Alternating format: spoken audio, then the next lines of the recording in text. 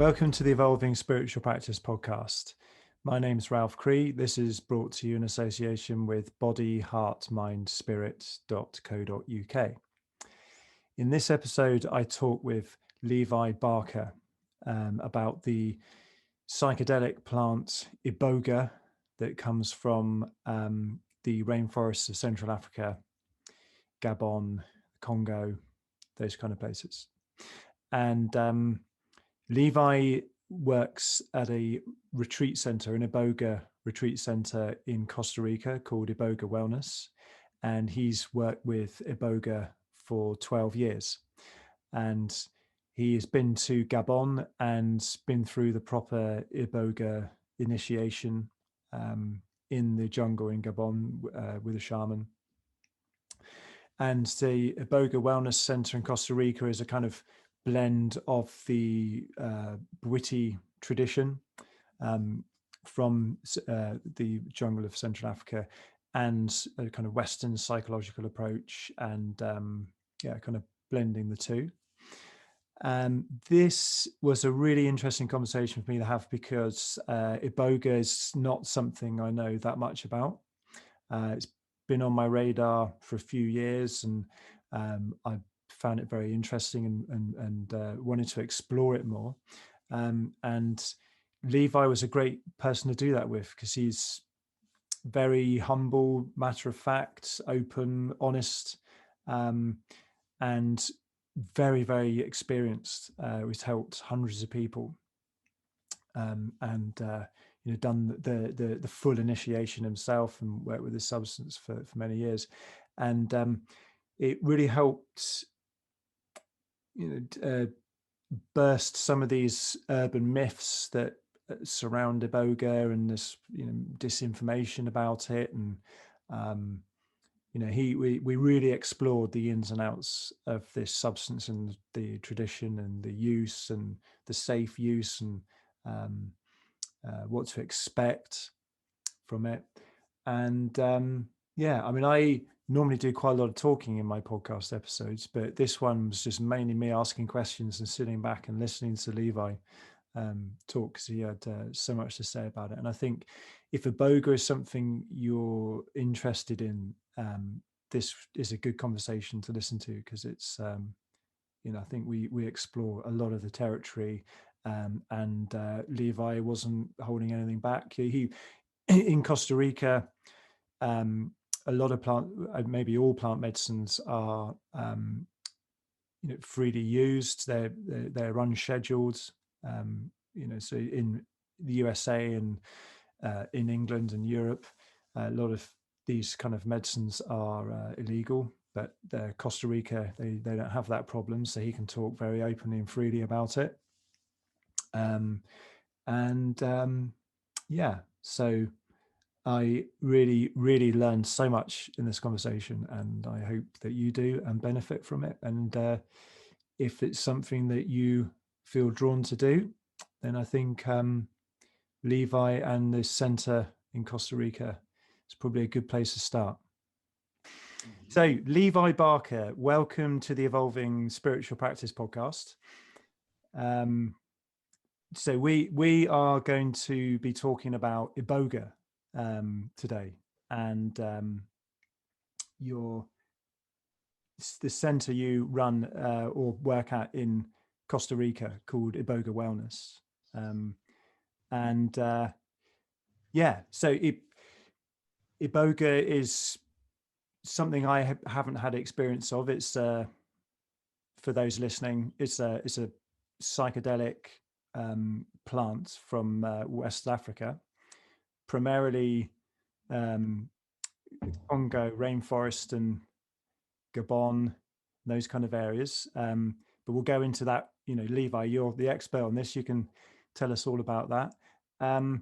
So just to tee up this conversation, I've had a lot of personal experience with many different plant medicines over the last few decades, but Iboga is something I haven't come across in my life. It's something I found out about probably, it was quite a few years ago. I was listening to the Joe Rogan podcast, and there's a guy, Aubrey Marcus. he was on there, and he talked about going to Africa and doing the Iboga ceremony over there, and that's the first I'd really heard about it, and I was like, wow, this sounds amazing. And since then I've been exploring it a bit, and you and I, our paths crossed, and we thought it would be good to do a podcast episode to share your story and the work you do and what Iboga's all about. Yeah, so there we go. That's just teeing the conversation up. So perhaps, would you mind just saying how you got into this work? What brought you to Iboga and the Bwiti tradition, which is the sort of traditional context from West Africa? Or is it, sorry, am I wrong in saying West Africa? Is that we're talking Central Africa, sort of West Central? West Central. Yeah, cool. Okay. So sorry, please, I interrupted you there. Yes, so I came to Iboga like a lot of people. We come to Iboga not because things are great, but short story is a lot of drug and alcohol abuse on my mom's side of the family. I definitely grew up with belief systems, that I really ingrained, knowing that kind of like I was gonna be there one day, and I did. My grandfather and his brothers, from the time they were like 15 years old, were heroin addicts. So I saw, quite a bit of that as a child. And during that time, on the news, you started seeing things about how genetics may play a role in addiction. And I remember seeing that and kind of being like, well, fuck, if it's already, it's already set. And, especially, young minds are very malleable.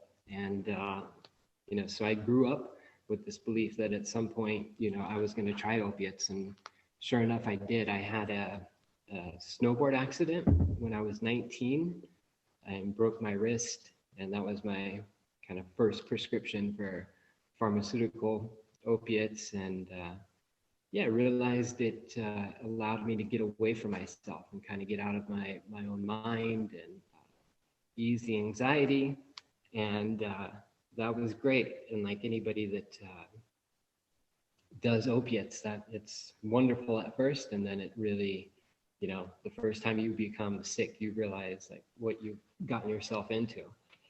And that led to a long-term, opiate abuse until I was about 30. And a really good friend of mine, I was asking him, like, 'cause he knows a lot about plants and chemistry and a lot of things. And he mentioned Iboga to me, if there was something that could help, move past the addiction. And I remember, like a lot of people, once Iboga comes to them, it's first off, it's a very powerful, just primal word, Iboga. But people, their intuition can tell them if there's something there for them, like maybe like it will for some of your listeners at some point. But I knew there was I looked into it from there, and I knew that was my way out. And I ended up doing, which people shouldn't do for sure, but I was living in Nicaragua at the time, and I ended up doing home detox just on my own with my then girlfriend, now wife.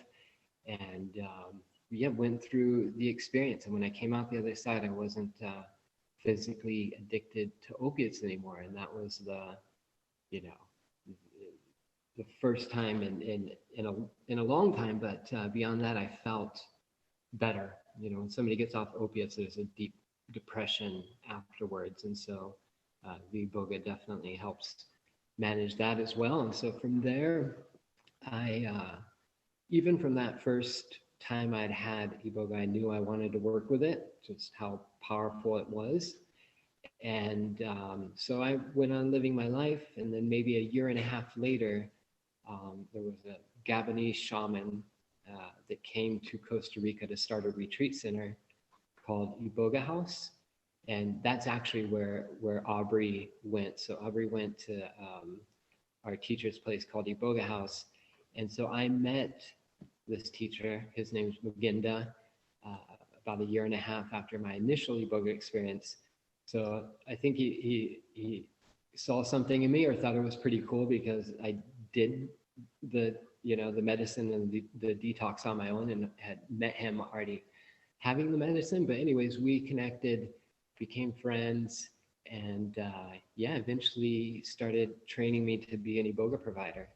And so that essentially the first part of that is really sitting through a lot of ceremonies. And during that time, there would be sometimes, we do 3 or 4 ceremonies in a week.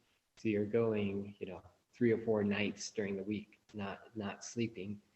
And got a lot of repetition in, a lot of just seeing a lot of different people.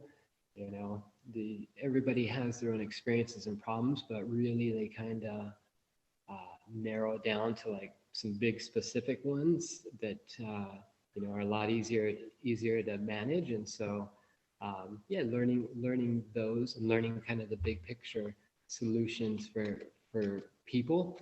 And when I say that, that's like saying what the medicine is going to give them themselves, and just being able to kind of gently nudge them in the direction to see, the truth of their situation, their life, whatever it is going on. And so, I did the training with Muginda for about 6 years, and it wasn't 6 years straight. There was definitely, I had a business at the time, so I was running my business, go to Iboga House for 2-3 weeks, couple of months, go back home, do it again. So it was a good, and then Muginda ended up going back to Africa. He's in Gabon, and Muginda's first student to graduate is a man, my brother, spiritual mentor named Gary Cook, and he started Iboga Wellness 7 years ago.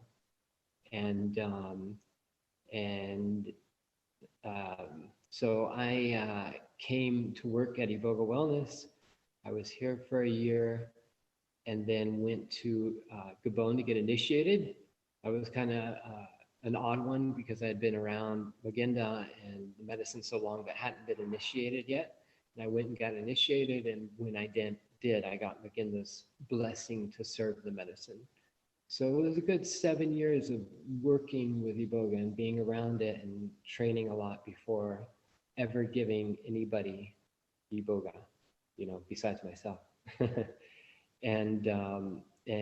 So then that started. And so I've been with Iboga Wellness ever since, last 6.5 years.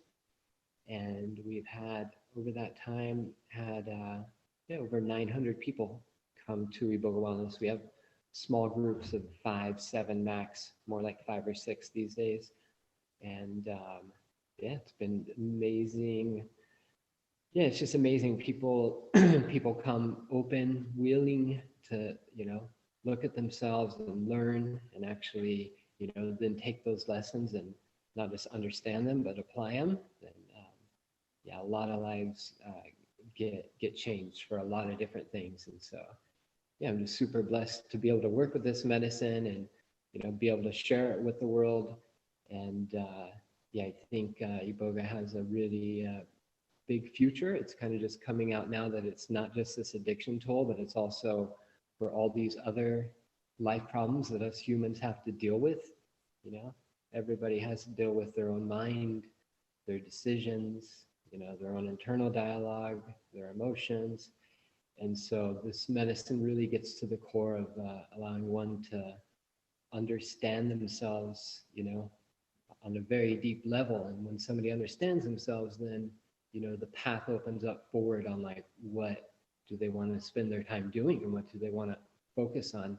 And when you have those two things together, knowing really who you are and what you want and where you're going and staying on that path, then a lot of the confusion or depression, kind of falls by the wayside because, those are very important things. So the medicine really teaches us who we are and how to operate in this world at its core. And it's kind of hard to imagine that. You know, different medicines have different properties. You know, ayahuasca and mushrooms and San Pedro and peyote, they all have their different properties, but at its core, Iboga's properties are to teach us who we are and what we want. And so, yeah, that's what people come here to do. And yeah, beautiful. Yeah, thanks for asking. Yeah, great.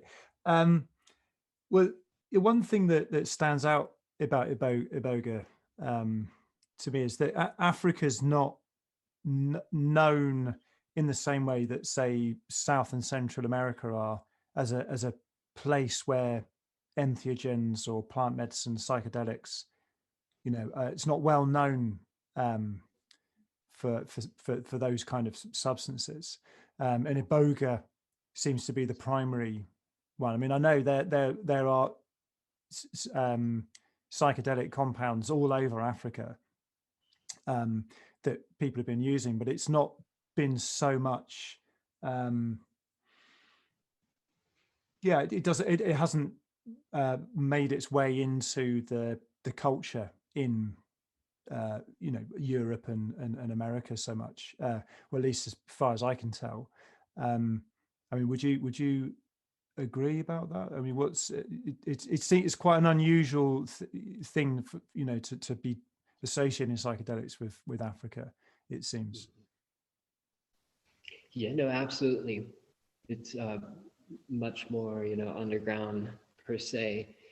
And, you know, what's interesting, if you look at, you know, Brazil, Pangea, when it was connected, say, with Africa, you know, that's where kind of as we see it, the Garden of Eden formed. So, you know, in Gabon, the Congo, Cameroon, that area is the second largest rainforest after the Amazon. And so if you look, when Brazil, you know, was originally connected with West Africa, I mean, that's very well could be the birthplace of life. And so, you know, that's where ayahuasca comes from as well, Iboga, from very similar jungles. And, but yeah, another reason, maybe so, I mean, it's harder to go to Africa. Iboga is just kind of getting a name for a tool for other issues. But the Pygmies also were the original people that worked with Iboga. They kept it secret for many years. So they discovered the medicine, started working with it. The tradition grew from there, and it wasn't, nobody's exactly sure how long ago, but eventually they started sharing it with some of the other people and the other tribes and other groups in Africa. And so they kind of kept it to themselves for quite a while. And then from there, our teacher was really the first one to bring Iboga to the West, the first Bwiti shaman, and for sure the first English-speaking Bwiti shaman that could come share, you know, what about Iboga. And but yeah, no, not nearly as well known, and you know, as traveled to for sure as South and Central America. Yeah, yeah, not yeah, India and places like that, and South America much more explored, I suppose, maybe by the hippies, you know, in the 60s and 70s, perhaps. Yeah. I don't know. I wasn't born then. I was born in 1978. Yeah. Oh yeah.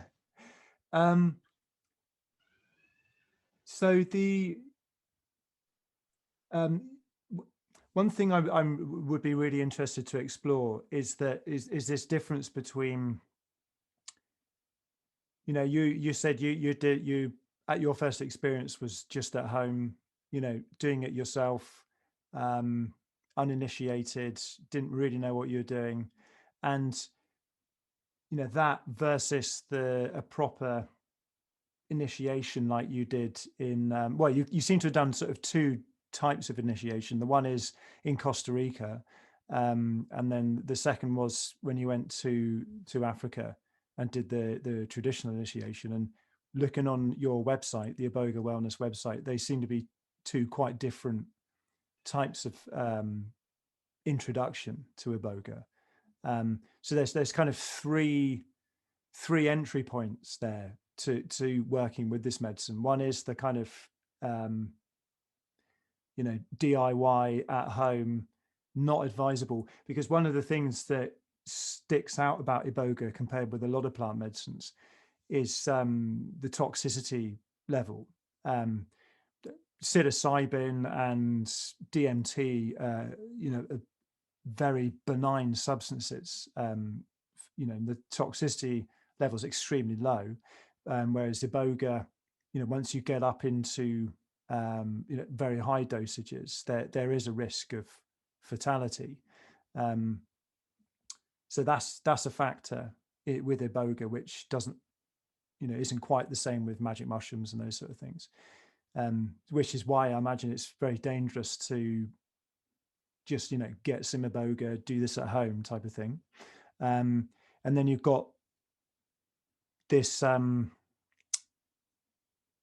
slightly more westernized approach that you're integrating the Bwiti approach with a kind of Western approach, it seems, in your retreat center in Costa Rica. And then you've got these hardcore traditional initiations in Gabon, which seem absolutely fascinating and really extreme, and the traditional way to do it. So could you please talk about the differences between those three?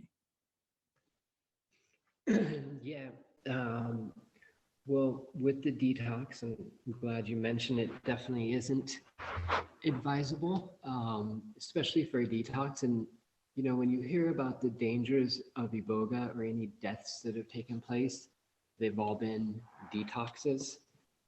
I've never heard of anybody, going to like a psycho-spiritual retreat like ours, or even Gabon, to go get initiated and die. What happens with the detoxes is they either make stupid decisions and they do opiates afterwards, which, the Iboga resets their tolerance down to baseline. And so they go and do opiates thinking that they're going to need as much as they did before and can overdose, or, there's been some deaths on the detox side, but with the psycho-spiritual side, we require everybody to get an electrocardiogram. And if they're otherwise healthy and have a decent heart, the medicine is very safe. And I think the toxicity levels would be extremely high. I know there's been some research on that, but it would be more than a human can take. Okay. Aware. The main, doing it at home, one of the big reasons is the medicine gets you very off balance. You can stand up and feel clear and focused, and you stand up and your whole vision can shift and feel like your head spins around. And so it's important to have somebody there to guide you if you have to go to the bathroom. We did have a client that came one time that did a home detox and fell and hit his head. So yeah, you don't want to do that. Back when I did it, there wasn't nearly as many options, but there's a lot more options now for people that do need to detox. And so the detox experience is very different than coming to the medicine clean, or for psycho-spiritual reasons. Its main priority is going to be getting you physically clean, and so it's very much going to go to work on that. Things definitely happen in the mind and emotionally, but its main focus is to get somebody through the physical part of opiate or any other addiction. And so that's kind of step one. And then I think it is important, kind of like I did, and then I went to Costa Rica, had some ceremonies with our teacher, which were completely different and much more introspective, and a lot more realizations about myself than the detox. And that's kind of a melding of comfortable space for the Westerner, while also integrating the kind of the core aspects of the Bwiti, and most of that comes via an oral tradition. That essentially the oral tradition is the same lessons that come from the medicine. And so what Bwiti found, what we find, is the medicine gives a lot of the same lessons to everybody pretty consistently.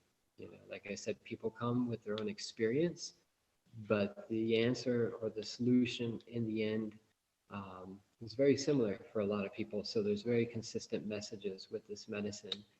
And so, yeah, being able to, being in the right environment to be able to recognize the lessons when they come in, and how to integrate them and how to like really make them a part of your life is important. So that's, a big part of what happens while people are here. So, yeah, if you're, to bring get up on one of the points there, that if you're on your own, you might miss some of these messages.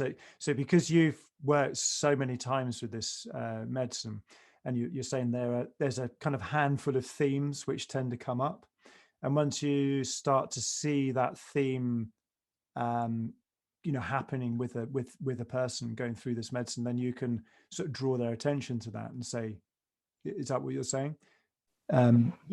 Yeah, present it to them. No, like you said, working with the medicine, the same lessons that have been passed down from the Bwiti for who knows however many hundreds or thousands of years. Even the earliest humans, the pygmies, were still human. They still had to deal with human things. Whether it's in mind, body, or soul. And so, yeah, these lessons about life and just operating here on Earth consistently kept coming through, and so it's been passed down from generation to generation. I was able to receive it through our teacher. I share it now with the guest here, and so, and they're just, essentially universal truths, and these truths can be recognized without Iboga or in other traditions and paths as well. But yeah, presenting it to people, letting them know what the medicine teaches, so whenever they have it, you can recognize it, have the experience themselves, and then be able to confirm it themselves as the truth. Because it's one thing to hear it from us, and nobody, we don't expect anybody to take our word for it, but we want to present it to them, so whenever they do have the Iboga and that lesson or that experience comes through, they can then experience it and know it as the truth for themselves. And so, yeah, try and, really make that accessible for people, because it's a big part of life, these truths. But in a moment, I'd definitely like to explore that Bwiti tradition and some of these core truths. Just obviously it's in the abstract, because we're not. This is just a conversation. It's not an Iboga experience. But so we're in this kind of the Costa Rica model, your center, where you're kind of blending Western psychology with the Bwiti tradition. It's a bit more comfortable, maybe a bit more passive, in the sense that these people can lie down on mattresses, and they've got people helping them go to the toilet and that sort of thing. And then with the traditional Bwiti initiation, with Iboga in the jungle, in Gabon, seems much more active. Dancing all night, and no lying down, and going deep inside yourself in that kind of passive way. It's much more of a kind of extroverted experience, it seems. So could you just talk a bit about your experience of the traditional initiation? I mean, obviously, there's some parts that are secret, that can't be discussed. Yeah, there's some things, but you described it pretty well. Versus here, you have to have your eyes open. They want you staring at a fire all night. So there's these torches that are there, and these torches burn all night. And yeah, so you have to sit up. Yep, you're right. You can't lay down. There's definitely dancing involved. Different rituals. Music is amazing. So you got 40, 50 people all in unison on essentially this play. Like it's kind of like jazz in the way. There's definitely a lot of improvisation, but there comes certain points in the ceremony where it's like, do we go this way or that way? And I'm not sure how they decide which way they're going, but then everybody knows to go that way. And, you know, and then it comes to this point and everybody knows to now do this. And yeah, so it's amazing that way. And they go a long time, I would expect to be in there at least 14 hours, 16 hours. And, you don't really have a choice on how much medicine you're taking either. You know, if they come over with medicine, you better take it. You got, or a temple full of people staring at you and motivate you pretty good. And yeah, it's really beautiful. And there's definitely, a lot of introspective time that happens after that. You can go and then lay down and kind of, like you said, go inside yourself. And so, yeah, they're different experiences. I mean, I think with either way, people can get exactly what they need for themselves through the medicine. But most people just aren't going to go right to, Gabon to get initiated. Some people will, for sure. But a vast majority of the people, they hear about Iboga and, reading on the internet, it sounds super scary and, so intense that you won't even be able to handle it when it's not really that way. It can be very intense and it's a long, grueling journey, but yeah, it's not as bad as people tend to make it up in their mind. And so, yeah, typically, most people, it's good for them to have the time for themselves and like the deep processing time of the medicine.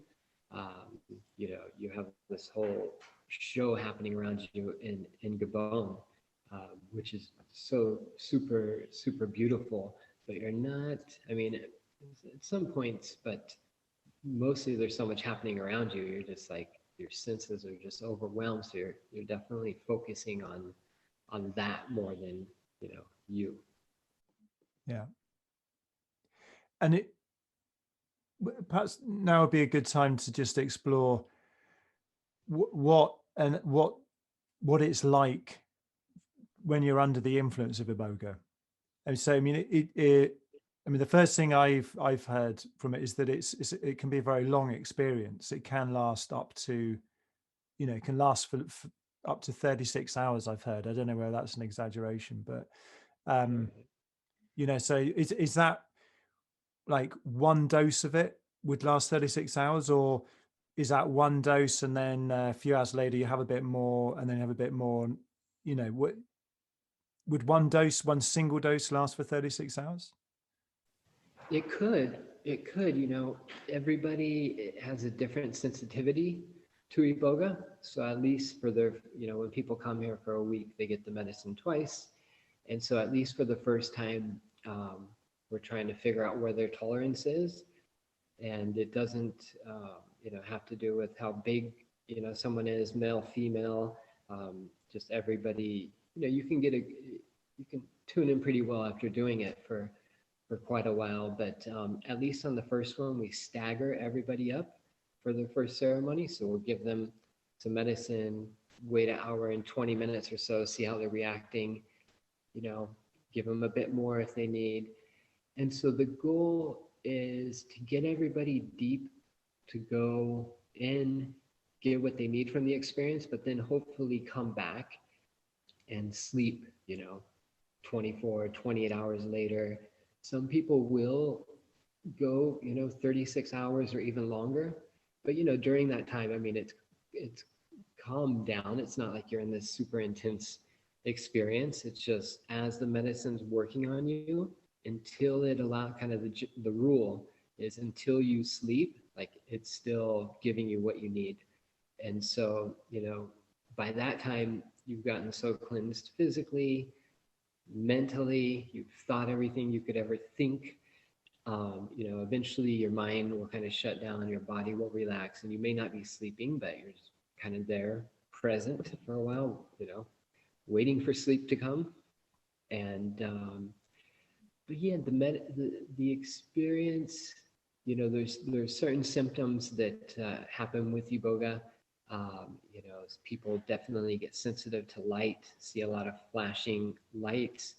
Um, as it works through you physically, it's very good neurologically for people, but you can kind of feel it refiring, your nerves, even say synapses in the brain, and just a lot of kind of little electrical activity, and not to where it's alarming, but you can definitely feel it working through your body. There is, when you get up, it can make you dizzy, or when you move too quickly. So we encourage people to move really slow. And, with Iboga, probably 60% of people will have some sort of vision. So people have an eye mask if they want to use while they're here. But 60% of people have some sort of visions, out of that, half of them will have significant visions. A lot of visions can just be, purging of the subconscious and, clearing of the mind. But then some people will go into full, just immersed worlds or situations in their life that can happen. Everybody to some degree gets a mind detox, and when people get a mind detox, essentially their mind is just on rapid fire for 2, 3, 4 hours, going every direction, but without a conclusion. And so what's happening there is the medicine is going in the mind, bringing up all the things that don't need to be there anymore, and moving them out and creating space in the mind. And so when people get that, and they all do to a degree, everybody just reports having some space in their mind again, not just fully living there anymore. And so, yeah, people, are pretty much laying down for the most time, or sitting out by the fire. And this goes on. We start our ceremonies at 8:30 at night, and then here in Costa Rica, the sun's coming up around 6, and so we get everybody up around. Actually, it's coming up earlier now. It's coming up around 5:20. We get everybody up around 5:20 and go back to their room for some quiet time. So during the night, there's different things happening for people, and rituals and cleansings that we do. But a big part of them is just them laying there and allowing the medicine to work on them. And so, everybody will be feeling the medicine to some degree, at least for 24 hours. Usually by around 2, 3 the next day, people kind of start getting up, wanting to get outside, lay in the hammock or whatever. And and then slowly from there, people kind of start eating again and kind of coming back into themselves. And so the goal is for everybody to sleep the following night, and probably 85% of people do, and another 10 or 15 end up staying awake that second night as well. And so it can be long, but if people are typically okay with it, they want to sleep, but they understand that they're getting worked on, and accept that. And so once a person sleeps is when you can really kind of recognize, whenever they wake up the next day, recognize and kind of evaluate like the gifts and what you received through the experience. Sometimes it can be a blur, especially during the ceremony when the medicine's at its strongest point. A lot can be going on, and all your senses are just bringing everything in. And so it can be a little chaotic during that time. Eventually, the medicine that next day slows down, and some of the release happens for people. And but once they wake up the next day is when they can really feel the difference and understand what's happened. For example, this memory or this experience that somebody came for that they just can't quite get over. They think about it now, they understand it, and recognize it, accept it, but they've kind of made the decision that they're not going to hurt themselves with this experience anymore, and move forward from it. And so people start realizing things about themselves, and maybe they came in very negative. They're noticing they're not doing that or not willing to uh, accept, allowing them to kind of self-abuse themselves with their own mind anymore. And so, yeah, the next day is when people really feel the difference. So, so people have visions. I mean, it's something like DMT, for example. The type of visual DMT visuals that people experience. Does that tend to be part of the Iboga experience? Is it, or is it not so much a visual thing? I mean, I know you're saying 60% of people get visions, but is it, sort of the visual side of it is very, very marked aspect of, say, DMT and psilocybin, but it sounds like not necessarily so much with Iboga. Yeah, it cannot be. I would say it's definitely not as visionary as, say, like ayahuasca is. With that said, I mean, people can have full-on visions. It really comes down to depending on what they need and like how the medicine sees the best way to teach them. And so, but like some of the visions can be insignificant, a clearing of the mind, and some of them can be significant. But what's for sure going to happen is people are going to reflect on their life. Yeah, that seems to be the thing I've heard about Iboga is this kind of, reflecting on your life, things that you've done, events that have happened, relationships you've had, how other people felt in circumstances, ways you've treated other people. I've heard people say you can feel it as if it was from the other person's perspective, these things you did to them. And that seems to be very, from the limited amount I've heard of Iboga, seems to be very much the theme of it. That kind of healing your life story, so to speak, and moving on, freeing yourself from it. Does that sound in the right area? Yeah, yep, it does. Well said. Okay, yeah, cool. It's so that all sounds really good. So the more scary, uncomfortable side of the experience, because I mean, I know plant medicines, lots of different experiences, and you have all of these great sides to it. There's sort of beautiful, the insights, can be quite pleasurable, but then there's often a sort of an uncomfortableness that's going on, and I think openly talking about those aspects of it can help people not be surprised by them when they happen. I mean, you've alluded to some there, these bright flashing lights that people experience, that kind of feeling of electricity in your brain going on. And I mean, they're sort of disorientation when you stand up. But I mean, there's some other things, because when I've mentioned Iboga and talked to other people about it, quite a lot of the time people say it's hard work. It's like when you talk about magic mushrooms or DMT, that tends not be the first thing that come out of people's mouths. Ayahuasca, people usually, that is quite a difficult experience. Ayahuasca, it can be quite terrifying, and there's all the puking and all of that stuff. What are some of the parts to the Iboga experience which, if people knew about before they went into the experience, and it would start to happen, they'd be like, okay, I've heard about this, I don't need to freak out. Well, maybe you've covered them all already. I don't know.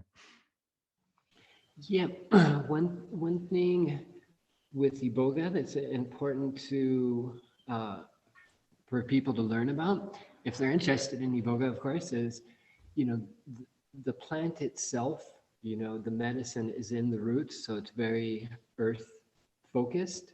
You know, something like ayahuasca is definitely reaching out, looking to connect with things and grab on.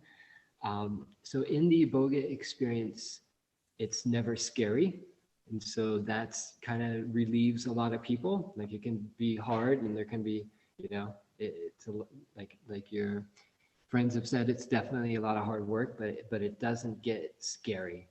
You know, people always understand where they're at, what's going on, who they are. You know, so Oh, so you don't have that what I mean, I'm making massive generalizations here. I understand that, but there's kind of complete ego dissolution that you might have with something like ayahuasca can just blow you into a tiny little pixels, you know, a billion pixels. Um, you know, that kind of blowing you wide open can be quite terrifying. So you're saying that that tends to not happen with Iboga. it I'm can, sure it's dosage dependent. yeah, yeah. You know, it can definitely blow you wide open, but in kind of a different way, just a way where you're still connected, you know, here on Earth and with what's going on, rather than, you know, getting blown away in this other, you know, this other spiritual realm, you know, say with ayahuasca. And so, yeah, people are typically relieved to know that. I know I've had that as well with ayahuasca. Like, you know, I've been scared before, you know, and you know, one time I thought I was actually gonna die on ayahuasca, and so it was me, my wife, and two of our local Nicaraguan friends. So it was kind of nice. Some Nicaraguan people back in the day got to experience some different plant medicines, which was cool. And so we had some ayahuasca, and at some point I got in this loop that I'm gonna die. We're sitting here, and my friend had a like a circle adobe house, which was a good ceremony area. And I remember thinking, well, if I'm gonna die, I'm gonna at least crawl outside. That way, you know, I don't disturb the ceremony. And then, Oh, how considerate of you. and so I went outside and I'm crawling there. And right when I'm going like a chicken, you know, like face down in the dirt, and this plant like came up and like breathed its life back into me, and I came back into myself and like, oh shit, yeah, no, I'm good. Go back inside. Hmm. But yeah, these really kind of losing touch with reality experiences. You know, I shouldn't say reality, but you know, it's just a different realm. With all of the medicines have their own way of kind of connecting with the spirit world and getting in there. And yeah, Iboga is very logical in many ways. And yeah, so So that's because another thing. Well, I I had a look on Wikipedia about Iboga a while back, and they were talking about sort of in the traditional initiations. I mean, I'm not saying Wikipedia is like the best source of information for these things, but it was just it was I was just like just flicking through Wikipedia and I was like, oh, well, look at Iboga. And one of the things that was coming up on there was these near-death experiences.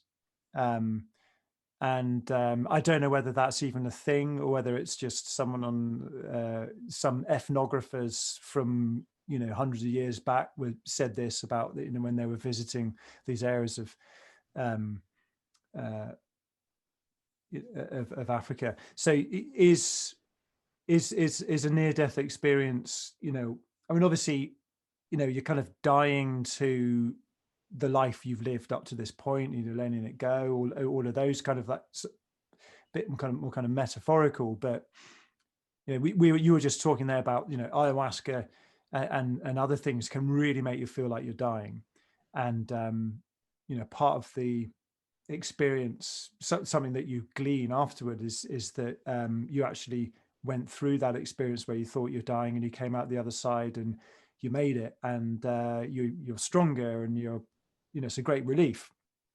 So is this,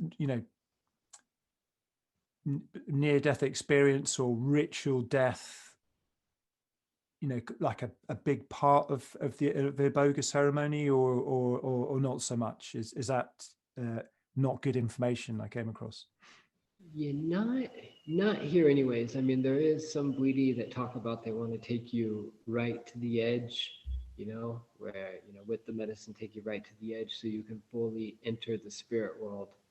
And, depending on the Bwiti, there is definitely a lot of connection with ancestors and, especially with the pygmies, their Bwiti is called the Sumba, which is essentially using the medicine to connect with ancestors. And so they, paint themselves white, like, spirit, you know.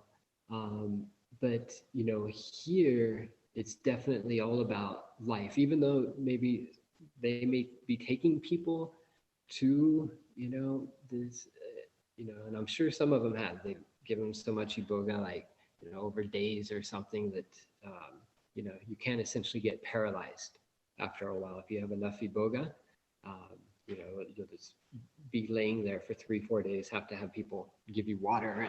And, this would be an African thing, of course. And, but coming back in, like, to experience that death would be definitely be able to come back to earth and be able to celebrate and appreciate the gift of life. And so, typically the medicine's teachings are to really instill a deep appreciation for the gift of life and understanding that your life is the greatest gift that can ever be given, because without our life, we're not really sure what's happening as far as we can verify with our senses. And so, and a lot of people need that coming into the medicine. So, I would say that, Wikipedia was probably referencing like Bwiti or possibly Pygmy Bwiti as well. But the Iboga is definitely the tool for celebrating and valuing life. Yeah. Okay, cool. Thank you for clearing that up. Yeah. So, something that theme of our conversation so far is there's these kind of gradations of immersion into Iboga and the tradition. And, really people should, like most things in life, start on the shallow end and work your way up, and you can go as deep into this as you want, as you want, right up to being paralyzed for 3 days and having someone feeding you water. Yeah, I mean, we all, kind of claim to know the wisdom of starting in the shallow end and working our ways up, but and I'm guilty of this many times in my life, as much as anyone else, of thinking, I think I'll skip the intro and I'll just go right in and have my butt kicked many times. So perhaps we could talk a bit about the Bwiti tradition and some of these kind of universal themes that you were talking about, that in the Bwiti tradition, some of this kind of these themes of wisdom that tend to come through in the Iboga ceremonies, and how they relate to the Bwiti tradition itself. How those themes are nested in the that cultural tradition. Mm-hmm. So the big one I just mentioned at its core, like if somebody's coming in, abusing themselves in some way, whether that's living from the past or constantly living in the future, the big lesson from the medicine is going to give people a new appreciation for being given their life, and understanding just what that their life is everything, and so. In understanding that from the time we came into this world, as far as nature is concerned, everything that we'll ever need is already here for us. So anything that we'll ever need as humans is provided by nature and life itself. And so, everything that we'll ever need, people talk about going to Mars, but I can promise you there's nothing I need on Mars to live, because everything was created here for us humans. And so it's a big one for people to get, that, a lot of people, we growing up in the West get, we're taught to be hard on ourselves, or really kick our own ass and like just grind it through and get it done, whether you like it or not. And, so people, with time kind of realize that, they're abusing themselves. And so we talk about, there's a lot of them. One of the big things that we break down in the Bwiti is time into 5 parts. So we look at time, as everything that happened before we came into the universe, before we were given our life. It's the first part of time. The second part of time is everything from the time we were born just up until before the present moment. The third part of time is the present moment.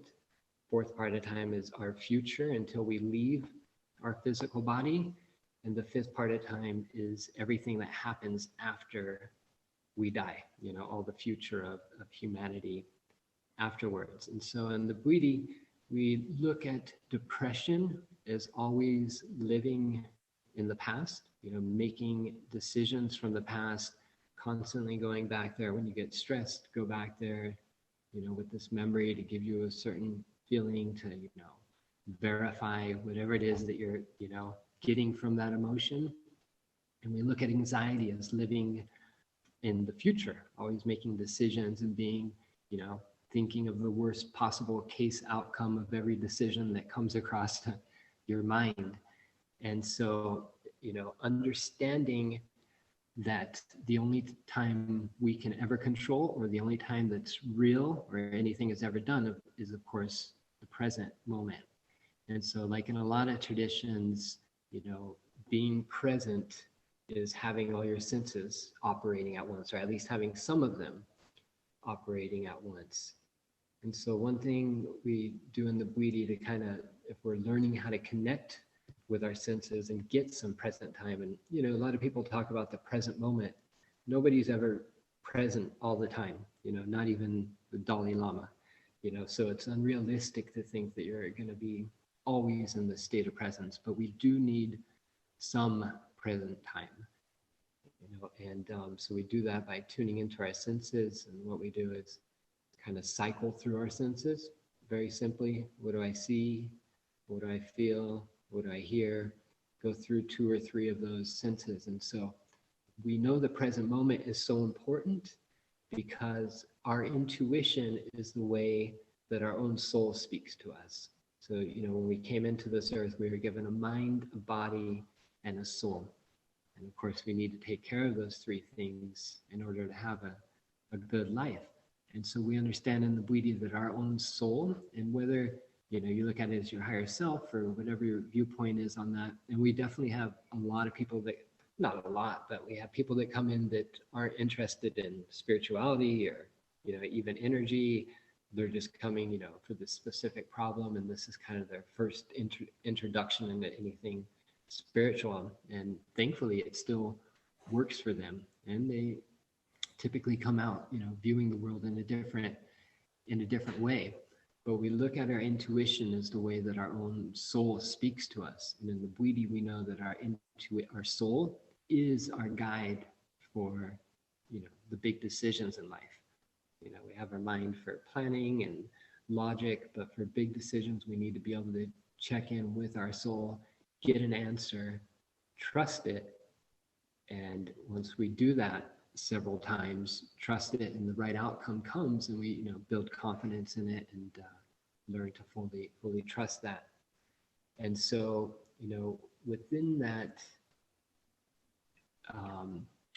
or I'll say there's one Bwiti, there's one Bwiti law, and it's called the law of nature. And the law of nature says that everything on this earth was put here for us humans to use as we need. whether it's the water, the food, the plants, everything was put here for us, but we can't abuse nature. And so we can't just go, tearing up the earth for profit or greed. And the price to pay for abusing nature is one's own happiness. And so the people making really big decisions on the environment or hurting people, abusing nature, I can promise they're just not happy because they're breaking that law. And it goes a bit deeper as we have to realize we're also part of this organism of life, and we come from nature ourselves. So we're part of nature as well. So when we abuse ourselves, we're also breaking that law, and the same price to pay is our own happiness. And how do we abuse that law? Typically, it's the things we tell ourselves, or it's beliefs we have about ourselves. We're very concerned with knowing the truth in the Bwiti. There's a very, big difference between believing things and knowing things. And, so we want to be able to verify things with our senses in order to fully know them. And, but yeah, so a lot of, what's beautiful about the Bwiti is there's really kind of a lesson, a universal truth that can apply to pretty much all of the human experience. So as things come up, whether it's things that bother us or decisions or, planning or what we do with the past, what we do with our mind, there's all these truths that kind of fit into a nice package that then somebody has the medicine, goes in and confirms them all for themselves and comes out with really deep ingrained, positive tools that they can then use for the rest of their lives. And it takes, it's not like they come and, have one or two ceremonies, but they practice on this path and keep putting in the repetition. Eventually it becomes automatic. And if you do these tools, your life can't help but get better, because that's, it's just, there's all really valuable tools for that you can use forever. But yeah, it's And good review. Well, that all sounds, really sensible, and as you say, very logical. And one thing I wonder is, in the Bwiti tradition, so in Gabon or other places where Iboga is used and they have the Bwiti tradition, is Iboga a central part of the Bwiti tradition, or are there people that practice the Bwiti tradition but they never do Iboga ceremonies? Iboga and Bwiti are together. Right. The tradition comes from Iboga. So yeah, because the reason why I ask it is sometimes in some tribes you have shamans who will use they'll use the plant medicine, but they'll be treating other people who haven't taken the medicine, or you might have cultural traditions in a tribe which are not linked to a specific plant medicine. But from what I'm hearing you say, that so would everybody who practices Bwiti have to do Iboga ceremony? And the other question is also in my mind is this for men and women? Because in some traditions it's only men that do certain things, or only women that do certain things. But is Bwiti and Iboga for both sexes in Africa? It is, yeah. Both male and female Bwiti that come together as a group, and then the women typically lead the initiations for the women, and the men do the men, and then they have their ceremonies where they come together as well. But what you're saying for people looking to get like healing in the village, then yeah, no, they would work with Bwiti shamans as well, even if they hadn't had the medicine. So, whether it's a neighboring village or somebody with some problems, they would definitely, accept and request help from the different Bwiti shamans, both male and female. And so there part of being, say, a Bwiti shaman is understanding all the plants in the forest, what they do and what they can be used for. And so, yeah, it would be used for you know, they can definitely do healing without Iboga as well. But if somebody wants to be Bwiti, and the only requirement really to be Bwiti is to go to Africa and go through the initiation, you know, with you know, a legit group of Bwiti.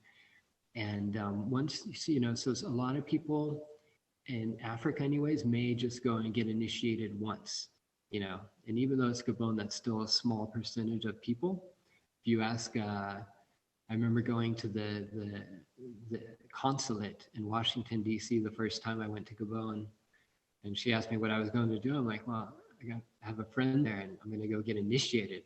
And she was really surprised, like, you are? Wow, that's pretty wild. And so even then, they know the Bwiti are, you know, full on in what they do. But a lot of people get initiated just once in their life, or maybe, you know, kind of go to a ceremony periodically. And then there's, you know, people that go full in as, you know, adults or young men. And then, of course, there's the people just born into it. And, but yeah, they do a lot of different healing that is non, you know, Iboga ceremony work.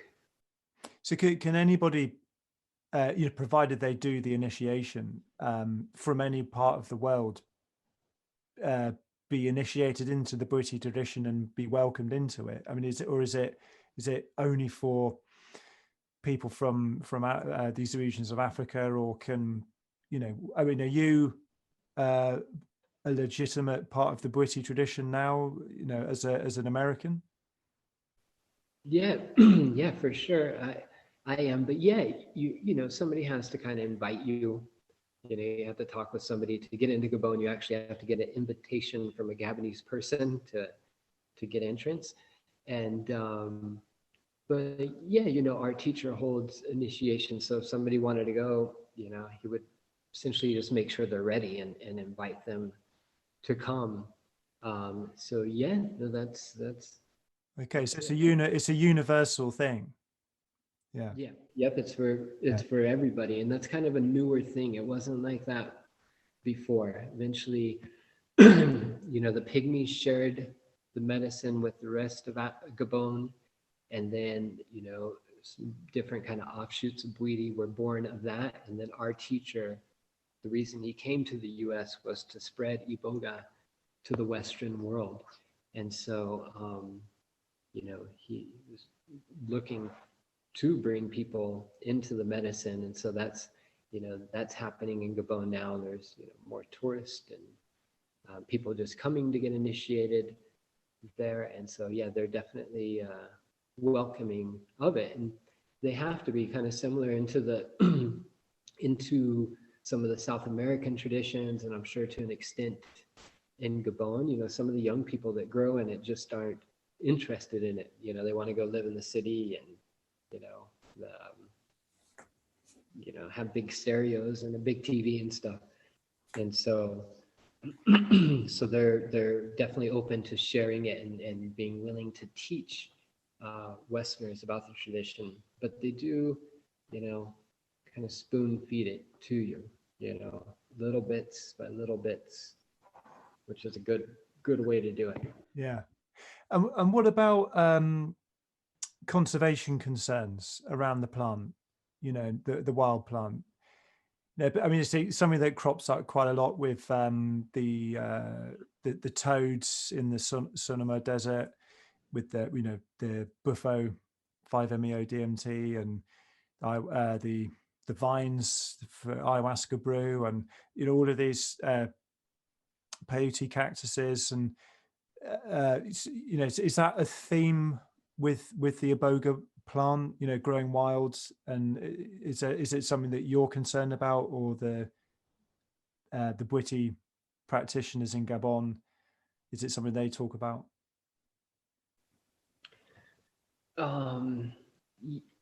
Yes, there is. There, Iboga is very difficult to get. And a lot of it, there is a problem with poaching. So what some of the elephant poachers found is, so the elephants will eat the iboga fruit, and actually elephants eat iboga as well. And Wow. but they're Yeah. And I presume we got fairly similar nervous systems in a way to an elephant. I mean, is that part of do locals in the forest know that the elephants come and they eat iboga, and that they have these experiences with iboga, and um, is that something that's recognized? Yeah. Yep. Yep. Porcupines will also eat Right. it. Um, but yeah, the elephants eat it, but they eat the fruits as well, and so they're one of the main disseminators of the seed. Okay. Yeah. Fortunately, people elephant poaching realize, oh, here's this other commodity that I can sell on the black market, and so there's definitely some of that. There is people with plantations, but a lot of it is just deep in the forest, which is good. So the people that grew up on that land and has been on that land for generations, it may be very deep in the forest where you have to go walk 2, 3, 4 days to get to it. But there's definitely Iboga back there, but there does need to be other cultivation, and there's different plantations popping up in different parts of the world, and it's a slow process. You need a good 6-7 years for an Iboga plant to grow to be able to use it. And so one thing that Gabon, they're not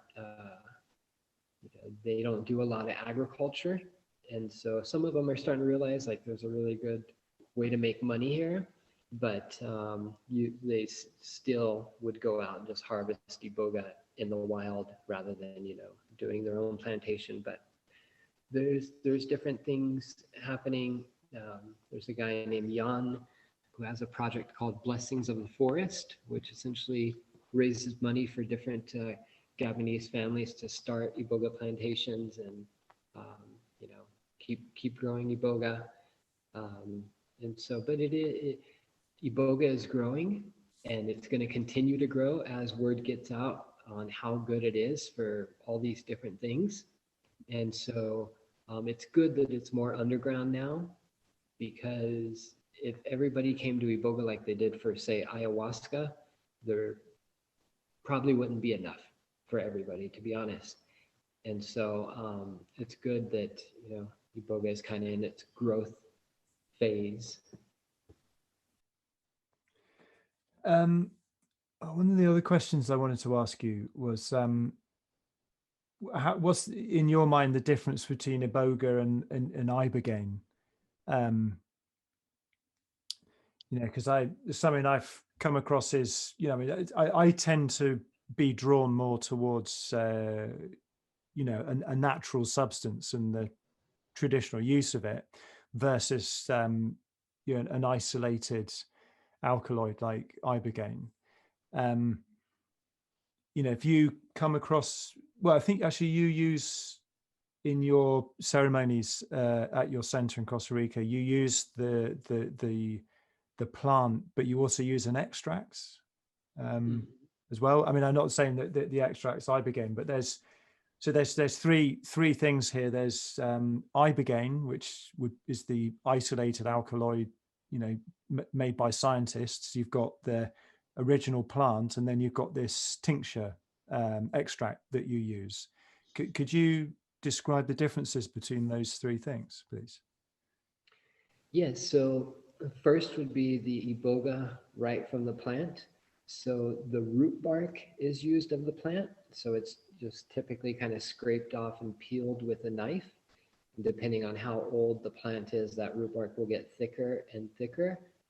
And so that's where the medicine is located. So typically that's served, it'll be ground up really fine and as a powder. It can just be served off a spoon, or how we serve it here is off of a spoon, and you can drink it down with some water.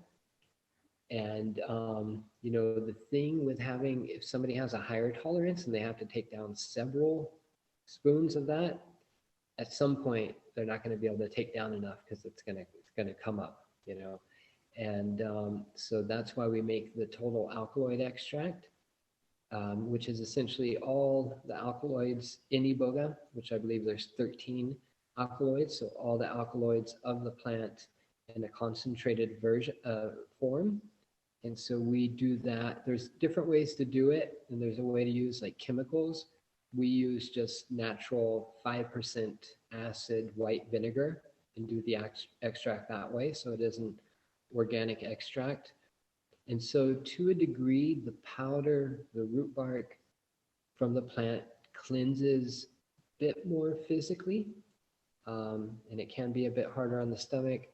And the total alkaloid extract goes a little bit deeper into the mind and also lasts longer. It lasts quite a while.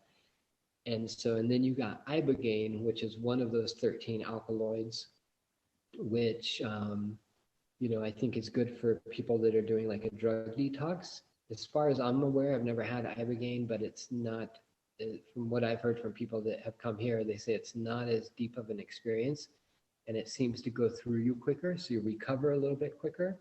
So that's kind of ideal if you are doing detox work. But I think Ibogaine should only be used in detox work. If you're coming for anything else, you want the spirit of the plant in it. That's, nature produced it that way specifically for us. So use it that way.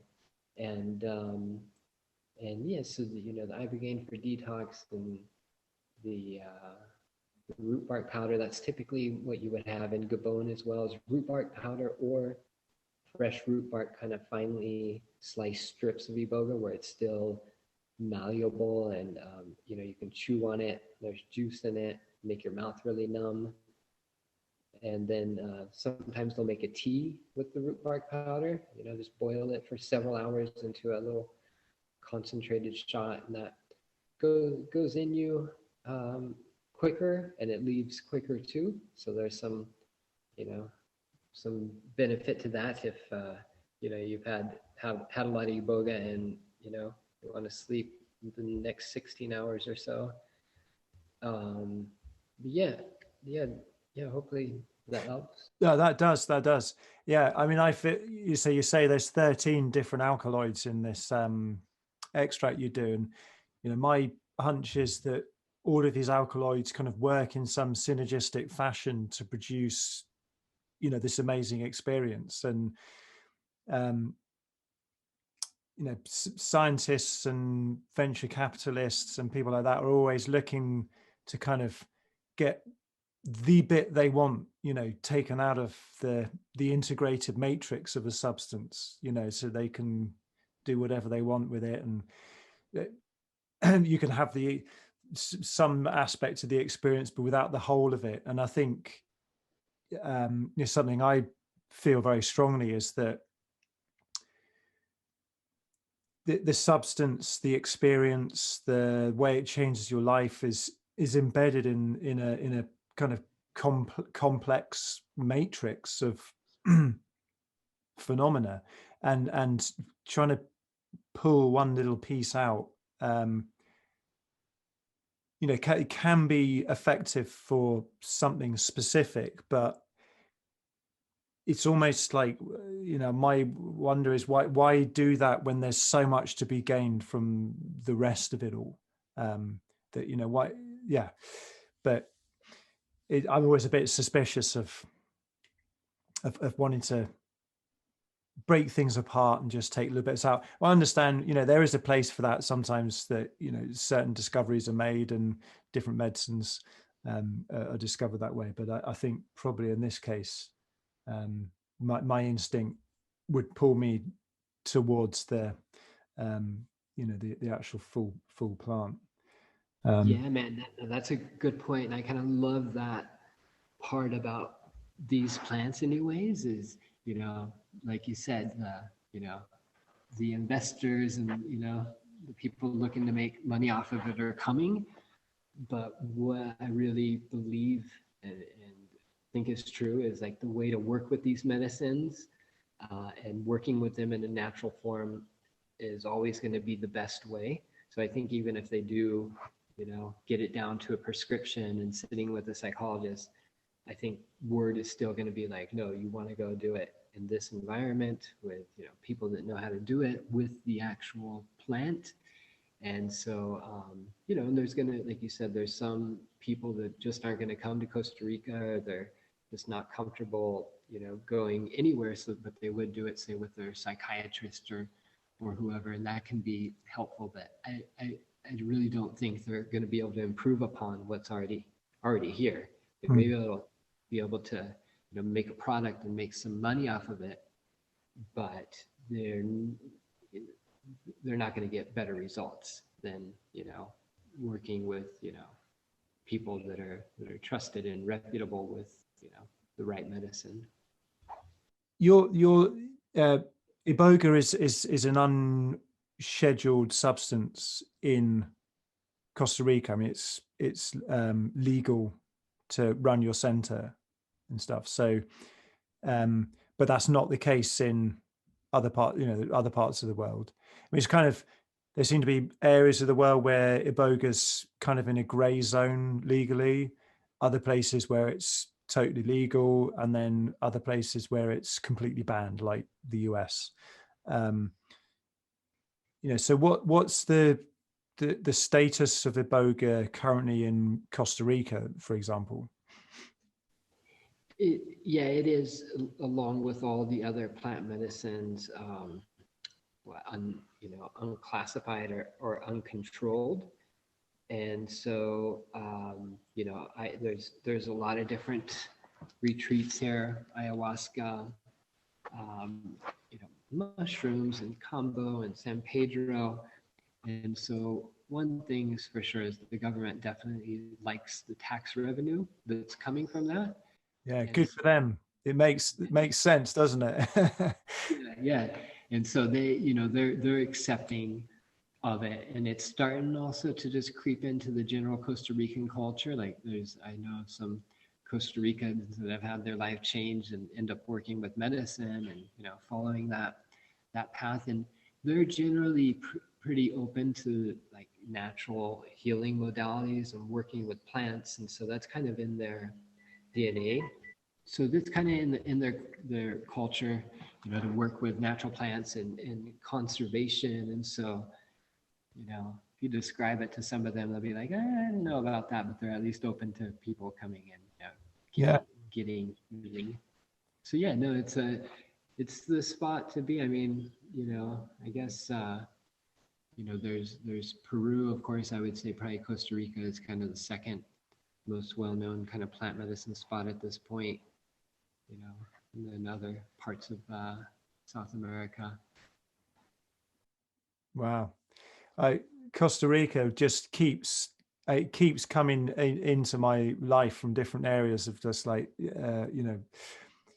it seems to be a really, really cool place, and I just got to get there someday for so many reasons. Yeah.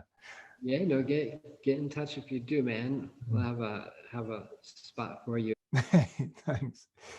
I think probably the last thing, I mean, just the first thing to say is, I mean, this has been a really interesting conversation for me. Not normally in a podcast, I do way more talking because I've got lots to say about things. But this subject, I'm a noob to this, and it's just been so amazing to be able to ask someone like you all of these questions and have you answer them, because it's clear that you've got so much experience with this medicine, the traditional use and Westerners using it and all of that stuff. And I really appreciate your generosity in sharing that. It's I really appreciate that. Yeah, thank you. Oh, just out of interest, is Iboga something that you how often do you personally eat Iboga? I mean, it's the reason why I ask is that with some substances, people take them very, very regularly, like every week, every month. Sometimes with other substances, people sort of, it's like once a year or once every 5 years, or, those, it does vary. And there are, sometimes people take something way too often for their own good, and they don't have enough time to integrate the experiences and lessons learned and become a bit dependent on it. So, what is the kind of recommended, if this became a way of life for somebody? Iboga was like their medicine. That was like the plant they wanted to work with. What's the kind of frequency that people take it? So it's different in that way. You may hear people doing 100+ ayahuasca ceremonies, or many peyote ceremonies, and with Iboga, it really teaches people how to teach themselves. So at some point, they're working with the medicine and integrating it properly. It's going to be like, you don't really need me to figure out this issue or to move past anything. Like, you just need to keep working and refining yourself and your life. And so there was a period, I was working with the medicine, working with groups. So we always take it during ceremony with the groups, but in smaller amounts, so I take it quite often that way, as essentially a microdose or a medium dose during ceremony. And so, it's been 2.5, 3 years. It's probably been 2.5 years since I've had a kind of a bigger dose. And so through, my last 12 years or so of being around this medicine, I've had 8 or 9 experiences with it. So that comes down to less than, 1 per year. There was a stretch where I didn't have, was working with the medicine full time, but didn't have a big experience for, 2.5, 3 years. And so, that's kind of more normal with Iboga. Like, you'll have your big experiences, get the breakthroughs, get whatever you need from it. Then it's going to give you a path to follow and, like, kind of your homework to go do. And so then it's, it's time to do that. And, with that said, people will want to connect with the medicine in a smaller amount. But for bigger ceremonies, if you're around Iboga long enough, like, those years in between are going to get longer and longer. Yeah. So it's, it's such, especially once somebody gets through with 2 of these here, they don't want Iboga for a while. Like, I'm good. It's beautiful and it's powerful, but you're set for a while. Yeah. Oh, that's really nice to hear, because quite often, there is such a thing as too much of a good thing, and with a lot of different plant medicines out there, I feel people take them too frequently. I'm not like some kind of I'm not I feel, yeah. prudish about these things, and I mean, I think these medicines are amazing, and they've transformed my life. But and I'm all for people of things being practice, sort of a regular practice, and checking in regularly with different things. But I mean,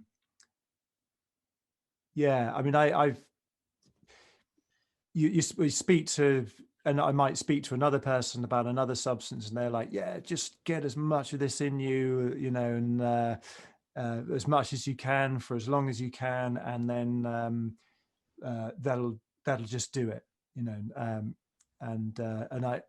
I don't feel that's the way to go, actually. I think with different substances, different medicines, different frequencies, I think, do apply. I mean, something like cannabis, that's not like smoke one joint every 2 or 3 years.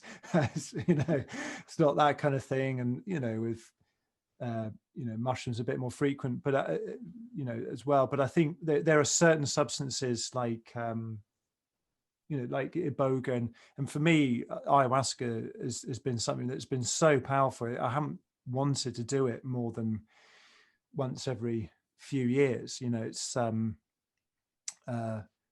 whereas other medicines are a little bit more frequent. But that's good. I appreciate you saying that, and it's good to know that that's like part of the tradition too. You must have heard of the kykeon from ancient Greece, with the Eleusinian mysteries. They would drink. So that that was a one-time thing for most people. It was that was one time in your life, and so yeah. Great. Well, I mean, the last thing I'll say that that I'd written down before our conversation was that I've listened to a lot of pygmy music in my life, and one of the things that really stands out is the happiness in the music from that part of the world, and those people. And I listened to a lot of very early recordings from like the 1950s and things like that people did. I studied world music at university, and with the singing, the kind of yodeling and all of that stuff, but then sort of more modern version of that is the band Back and Beyond. And do you know, have you heard of Back and Beyond? I haven't. No. I mean, so have you heard of the Baka tribe? Yes. Yeah. Yep. I mean, I don't know whether Iboga is part of, is used by the Baka tribe. I haven't looked that up, but there's something about the Pygmy people that their music is so friendly and celebratory and happy and joyous. And for me, it kind of communicates something about the the heart of that, the feltness of that culture, and that kind of bright happiness, and just like a joy of being alive really seems to come through in their music. And I think you play a traditional Bwiti instrument. Is that right? Yes. Whenever it's a whole thing of like, there's two main ones. One's like a mouth bow. I've seen that one. Yeah. Yeah, and then there's an 8-string harp, and I'm learning them. They get tough to the maintenance on them, because they're so, essentially for that mouth bow, I have to go look for the right branch and cut it and get the strap on there and be able to tune it. So it's definitely like a learning experience, learning to tune everything and get it to where it needs to be. But yeah, I do play and love the music, and I would really be interested if you have any links or anything you could share with pygmy music. That'd be awesome. Yeah. Well, I mean, I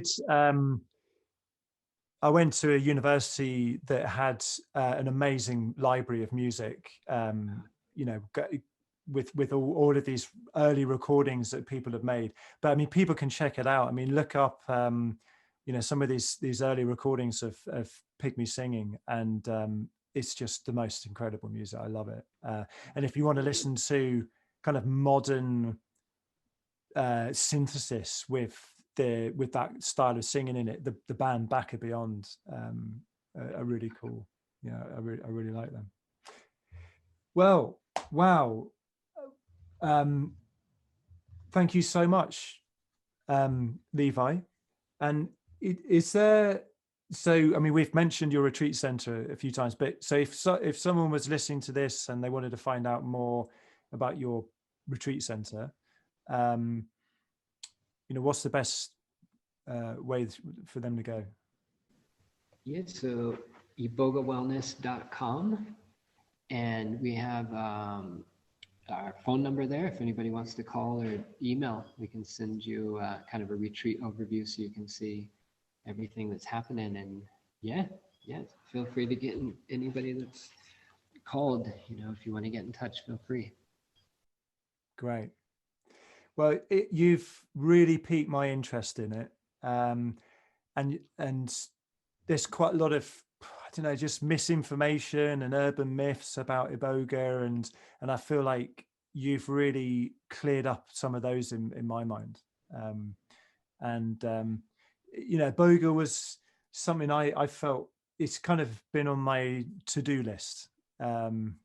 Before I die, go to Costa Rica, do a Iboga ceremony, and I was a bit kind of I was a bit afraid of it, really, because it's got a reputation of being quite a difficult experience. But talking to you and knowing you're so experienced with it has kind of calmed some of those fears I've had around it, and hopefully other people that are listening to this feel that they've got like a realistic and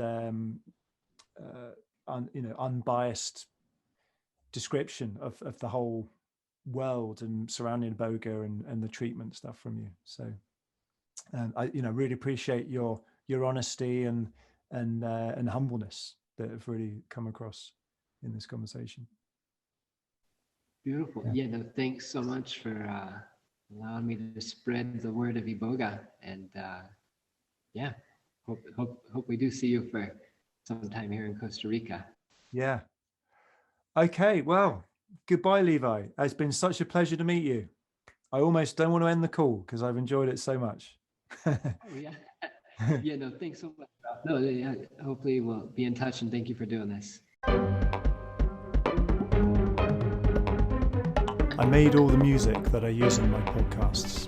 If you'd like to hear more of my music, please visit SoundCloud and check out my profile, Ralph Cree.